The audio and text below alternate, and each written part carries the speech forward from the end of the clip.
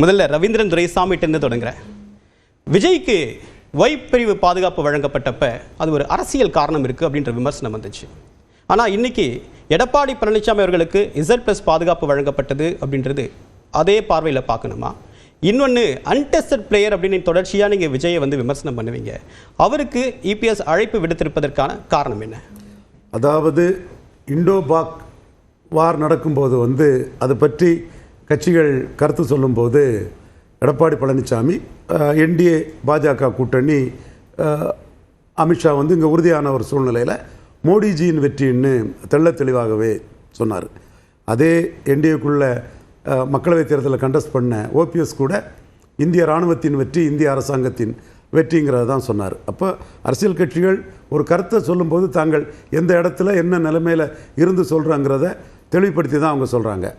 இதில் எடப்பாடி பழனிசாமி அவர்களை அமித்ஷா கூட்டணிக்கு தலைவர், CM கேண்டிடேட்டுங்கிறதே வெளிப்படையாக சொல்லிட்டு போனார். எடப்பாடி பழனிசாமியும் தன் நிலைப்பாட்டிலிருந்து மாறி 2024 நிலைப்பாட்டிலிருந்து மாறி தான் பாஜக கூட்டணிக்கு வராங்க. பாஜகவும் தன் நிலைப்பாட்டிலிருந்து மாறி தான் அதிமுகவோட கூட்டணி வைக்கிறாங்க. அதில் எடப்பாடி பழனிசாமிக்காக அமித்ஷா காத்திருந்ததும், எடப்பாடி பழனிசாமி வீட்டில் போய் விருந்து சாப்பிட்டதும் எல்லாரும் தெரிஞ்ச விஷயந்தான். இவர் மோடியின் வெற்றிங்கிறாரு. அவங்க Z பாதுகாப்பு ப்ளஸ் பாதுகாப்பை தங்களோட கூட்டணி கட்சி தலைவருக்காக கொடுக்குறாங்க. அதே வேளையில் அமித்ஷா அந்த பேட்டி தொடர்பாட்டு எடப்பாடி பழனிசாமி சில பதில்கள் எவாசிவாக தான் இருக்குது. செட்டில் ஆகிறோம், அது எப்படி செட்டில் ஆகும் என்னங்கிறது ஒரு 4-5 மாதத்தில் தான் தெரியும். அதிமுகவுக்கும் பாஜகவுக்கும் இடையில் ஆட்சியில் பங்கு, கூட்டணி ஆட்சிங்கிறதுல ஒரு கண்டென்ஷியஸ் இஷ்யூ இருக்குது. ஒன்று, யார் முதல்வருங்கிறதுலையும் அது செட்டில் ஆகக்கூடிய ஒரு விஷயம் தான். இரு தலைவர்களுக்கு உள்ளே இருக்காதுல்ல. இன்னைக்கு எடப்பாடி பழனிசாமி அவர்கள் 2 இடத்துல சொல்லிட்டாரு. இன்னைக்கு கடைசியாக அந்த அறிக்கையில் அதிமுக ஆட்சின்னு சொல்லியிருக்காரு. இதற்கு முன்னதாக பொது மேடையில் தனித்து ஆட்சி அமைப்போம், தனிப்பெரும்பான்மையோடு ஆட்சி அமைப்போம் அப்படின்னு சொல்லியிருக்காரு. அமித்ஷா கூட்டணி ஆட்சிங்கிறத சொல்லியிருக்கிறாரு. ஒன்று. இன்னொன்று, அமித்ஷாவே சொன்ன பிறகு யாரும் பிரச்சனை பண்ணக்கூடாதுங்கிற வார்த்தையை சொல்லியிருக்காரு. அமித்ஷா சொன்னதை திரும்ப கிளியர் கட்டாக சொல்லாதது அமித்ஷா தான். அப்போ வேற எங்கே இந்த லோக்கல் தலைவர்களும் யாருமே அமித்ஷா எடப்பாடி முதல்வர்னு சொன்ன பிறகு அதிலிருந்து மாறுபட்ட ஒரு கருத்தை எனக்கு தெரிஞ்சு எந்த மாநில தலைவரும் யாருமே எடப்பாடி பழனிசாமிக்கு எதிராக சொல்லலை. இன்னும் சொல்லப்போனால் ப்ரோ எடப்பாடி பழனிசாமியாக இருந்து ஏன் தொகுதியில் அதிமுக ஆதரவு வேணுங்கிறதுல நயனார்லேருந்து தமிழிசையிலேருந்து எல்லாரும் அந்த ப்ரோ எடப்பாடி இதை தான் பார்க்குறாப்புல. அதில் சொன்னதுலேருந்து திரும்ப மாறுபட்டு கருத்து சொன்னது முழுக்க சாட்சாத் உள்துறை அமைச்சர் அமித்ஷா தான். முதல்ல தெளிவாக சொன்னவர் திரும்ப அதிமுகவிலிருந்து ஒருத்தருங்கிறத எவாசிவா சொன்னார், கூட்டணி ஆட்சிங்கிறத எவாசிவா சொன்னார். ஸோ இந்த 2 இஷ்யூ இவங்களுக்குள்ளே செட்டில் பண்ண வேண்டிய ஒரு இஷ்யூவாக இருக்குது.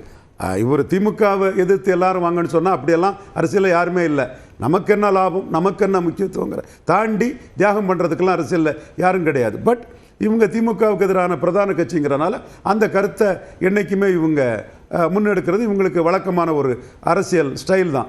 இதில் விஜயை பற்றிய இன்னைக்குள்ள எடப்பாடிக்கு இதுவும், விஜய் எனக்கு எதிரி அல்ல, விஜய் இவருக்கு எதிராக பேசினதாட்டு கேள்வி கேட்குற கேள்விக்கு அவர் என்ன முடிவு எடுக்கிறாருன்னா, விஜய் எனக்கு எதிரி இல்லை, நான் விஜய் ஆப்ஷனை ஓப்பனில் தான் வச்சுருக்கேங்கிறத சொல்கிறாரு.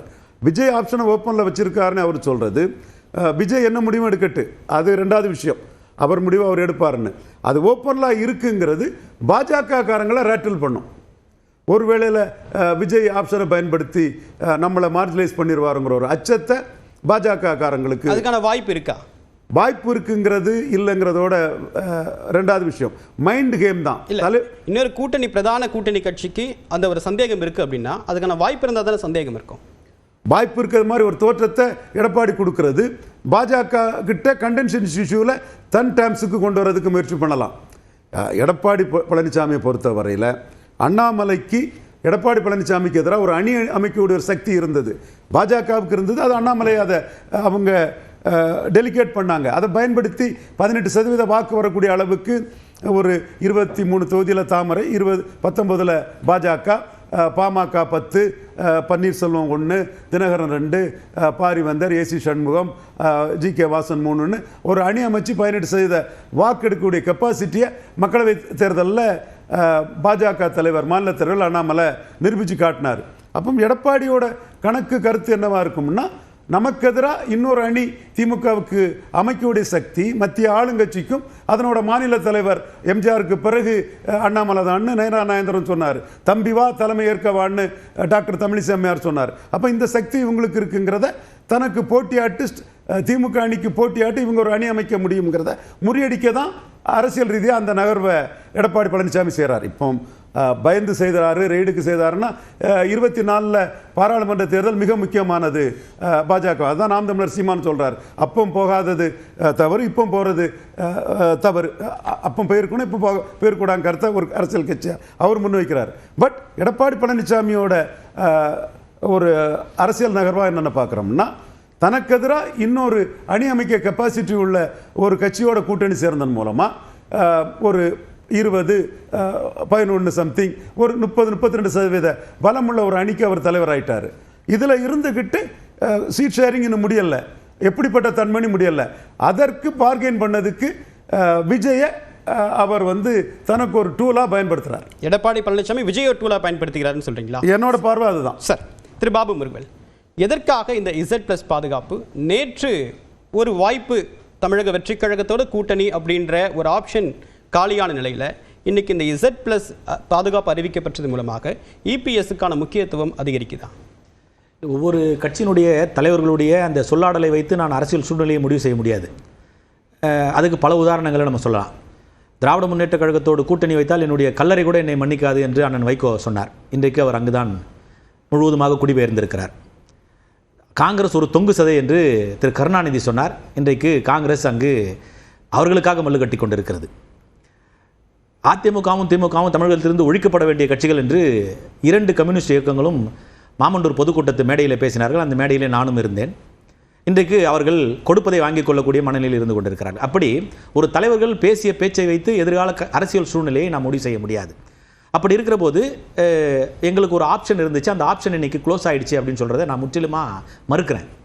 காரணம், அனைத்து இந்த அண்ணா திராவிட முன்னேற்ற கழகத்தை நோக்கி இல்லை, பாஜகவோட தான் கூட்டணி இல்லைன்னு விஜய் அனௌன்ஸ் பண்ணார்.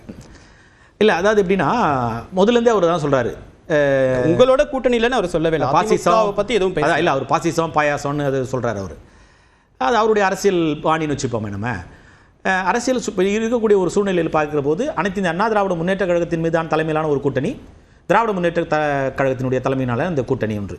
இப்போது திராவிட முன்னேற்ற கழகத்தினுடைய கூட்டணியிலே கொடுப்பதை பெற்றுக்கொள்ளக்கூடிய மனநிலையிலே இருக்கக்கூடியவர்கள் அங்கே செட்டில் ஆயிட்டாங்க. ஆனால் அதிமுகவில் இதற்கு மேல் வலுவான கூட்டணி நாங்கள் அமைப்போம் என்கிற பேச்சை இன்றைக்கு பத்திரிகையாளர் சந்திப்பில் எங்களுடைய கழக பொதுச் செயலாளர் எடப்பாடியார் சொல்லியிருக்கிறார். கொடுப்பதை பெற்றுக்கொள்ளக்கூடிய கட்சி அப்படின்னு நம்ம எப்படி சொல்லிட முடியும்? அவங்களோட டேர்ம்ஸ் அண்ட் கண்டிஷனுக்கு ஒத்துக்கொள்றாங்க, அதை அவங்க ஏற்றுக்கொள்ளக்கூடிய மனநிலை இருக்கு. இன்னைக்கு அதிமுக கொடுக்கக்கூடிய சீட்டுக்களை பாஜக அப்படியே வாங்கிப்பாங்களா? நெகோசியேஷன் அப்படின்றது ஒரு பாயிண்ட்ல முடியும் இல்லை? மதுரையில் ஒரு வாரங்களுக்கு முன்பாக மதுரையில் நடந்த ஒரு பத்திரிகையாளர் சந்திப்பில் நான் திரும்ப பேசுகிறார்.